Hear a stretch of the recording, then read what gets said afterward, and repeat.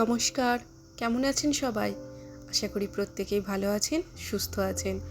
গল্পের ঠিকানা চ্যানেলের নতুন আরেকটি ব্লগে আপনাদের সকলকে স্বাগত জানাচ্ছি। আমি শিল্পা। সকালে ঘুম থেকে উঠে দেখি মা মনাকে খাওয়াতে শুরু করে দিয়েছে, আর ওদিকে নির্ণয় ওর খেলাধুলা শুরু করেছে। এখন আমি আছি বাবার বাড়িতে, তাই বলতে পারেন আজকের দিনটা মোটামুটি আমার ছুটি। এই যে দেখুন, দুই ভাই বোন সকালে উঠেই মোটামুটি চারপাশে জিনিসপত্র ছড়িয়ে মনের আনন্দে খেলতে শুরু করেছে। আমি যখন ঘুম থেকে উঠি তখন অলরেডি দেখলাম মা মনাকে খাওয়াতে শুরু করে দিয়েছে, আর এদিকে নির্ণয়েরও সব খাওয়া দাওয়া হয়ে গেছে। বাপের বাড়িটা এতটাই মা পুজো করছে। চলুন একবার আপনাদেরকে আমার মায়ের ঠাকুর ঘর থেকে ঘুরিয়ে নিয়ে আসি। এইদিকে গোপু সোনা ও মামার বাড়ি এসে বেশ সকালবেলায় উঠে গোপালের স্নান হয়ে গেল। এখন গোপাল সাজুগুজু করবে, গয়না পরবে, আর তারপর গোপু সোনা ভোগ খাবে। দাঁড়ান আর একটি মজা দেখায়। এই দেখুন, দুজনে এবার চলে এসছে ঠাকুর ঘরে। আপনারা তো এমনিতেই দেখেছেন মনা আমার ভীষণ চঞ্চল, তাই এখন এসছে বুঝি ঠাকুরের পুজোটা ওই করে দেয়। সারা দিন ধরে ওর কিছু না কিছু কাজের প্রয়োজন, চুপচাপও একদম বসতে পারে না। দেখুন জানলা দিয়ে আপনাদের বাইরেটা দেখাই। দেখেছেন, বাইরেটা দেখলে একদম চোখটা জুড়িয়ে যাবে, কত সুন্দর লাগছে তাই না বলুন? আর এইদিকে গোপু সোনারও সব কিছু কমপ্লিট, সেজে গুজে একদম বসে পড়েছে। এদিকে এই জামা কাপড়গুলো গোপালের ধোয়া হবে, এগুলো পুরনো জামা কাপড়, এগুলো পরিষ্কার করা হবে। চলুন আপনাদের বাইরে দিয়ে নিয়ে যাই। এদিকে সকালবেলায় আবার আমার ছোট ঠাকুমা এসছে আমার সাথে দেখা করতে, তবে আমার থেকেও নির্ণয় আর আদ্যার সঙ্গে দেখা করাটাই বেশি জরুরি। মায়ের পুজো করা কমপ্লিট। এখানে প্রসাদের তরমুজগুলো দিয়েছে, বসে এখন এই দুই ভাই বোনে খাওয়া দাওয়া করছে। আর এদিকে টিভিতে কার্টুন চলছে।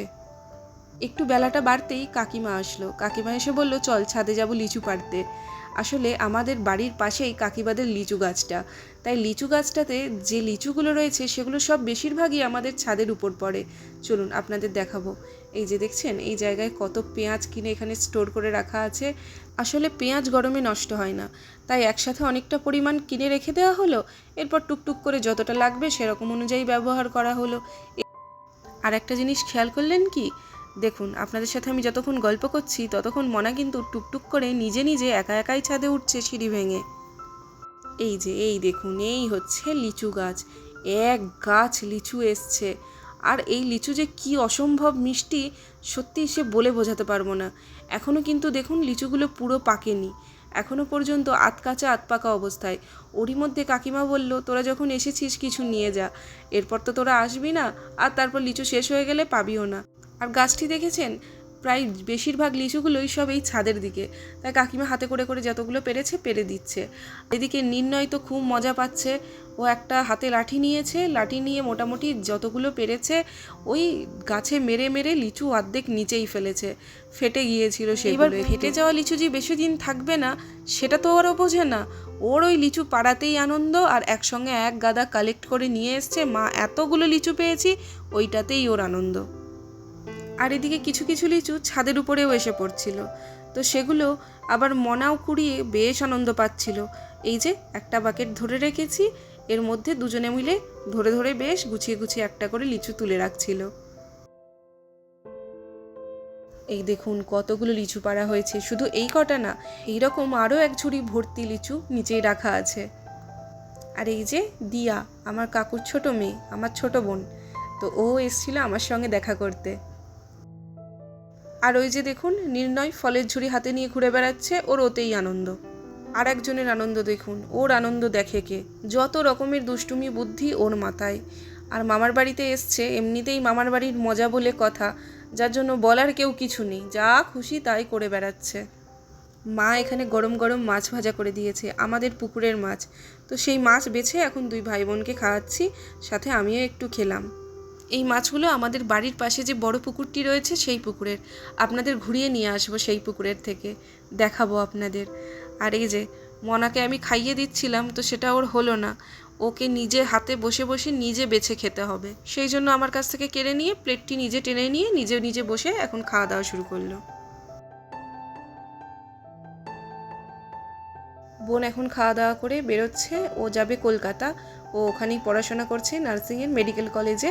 ও এসেছিল ভোট দিতে, আর যেহেতু আমরা আছি তার জন্য একটু সময় বেশি হাতে নিয়েই রয়ে গিয়েছিল, তো এবার ওরও ফেরার পালা, পড়াশোনা শুরু করতে হবে।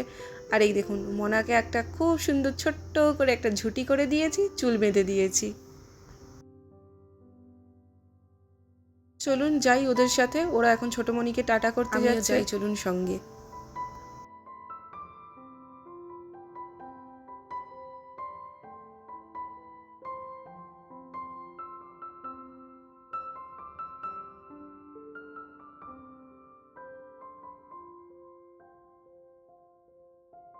চলুন, ওদিকে বোনকে বাবা ছেড়ে দিতে গেল স্টেশনে, আর মা মনাকে নিয়ে গেল ছোটো দাদুদের বাড়ি। আর এই দেখুন এটা এখন ছোটো দাদুদের গাছ, এদিকটায় এত আম এসেছে এবছর, তো প্রত্যেকটা গাছেই আম এসছে। আমাদের বাড়ির গাছটাতেও প্রচুর আম এসছে, ওটা পুকুর পাড়ে। চলুন আপনাদেরকে একবার ঘুরিয়ে নিয়ে আসি। ঘরের সামনেটাই কত ফুল গাছ হয়েছে দেখেছেন? আর এই যে এই পুকুরটির কথাই তখন বলছিলাম, এই যে এই ছোট্ট মতো সামনে কলা গাছ, এত এই যে বাগানটি দেখছেন, এইটাই আমার বাবার একটা ছোট্ট খাটো বাগান। গাছে কত কলা ধরেছে দেখুন, অনেক কাঁচা কলা ধরেছে। আর একটি পাশের গাছে দেখলাম বেশ মোচা হয়েছে, বড় বড় 2-3টা। এই যে এই রাস্তাটি, এইখানটা দিয়ে পুকুর পাড় যাওয়া যায়, জাস্ট আমাদের বাড়ির পাশেই। দেখেছেন কত বড় পুকুর।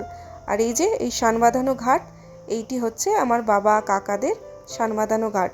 গোটা পুকুরটাই একদম চারপাশ জুড়ে শান বাঁধানো, প্রত্যেকের ঘর বাড়ির বা নিজের যার যার ঘাট সে সেই হিসাবে বাঁধিয়ে নিয়েছে। আজকের ওয়েদারটা একটু মোটামুটি ভালো, আজকে আর খুব একটা মেঘ করেনি, বেশ হালকা হালকা রোদ উঠেছে। এবার আর আমার মেজ বোনের সাথে দেখা হয়নি, ও আসতে পারেনি, তাই ভাবছি আজকে খাওয়া দাওয়ার পর বিকালে একটু বোনের সাথে গিয়ে দেখা করে আসব। বোনের ছেলে পুচকেটা রয়েছে, সবার সাথে একটু বাড়ি এসে দেখা না হলে মনটা বড্ড খারাপ হয়ে যায়, তাই অল্প সময়ের জন্য হলেও একটু চোখের দেখা দেখলেও খুব শান্তি লাগে। চলুন এবার বাড়ি ফিরবো।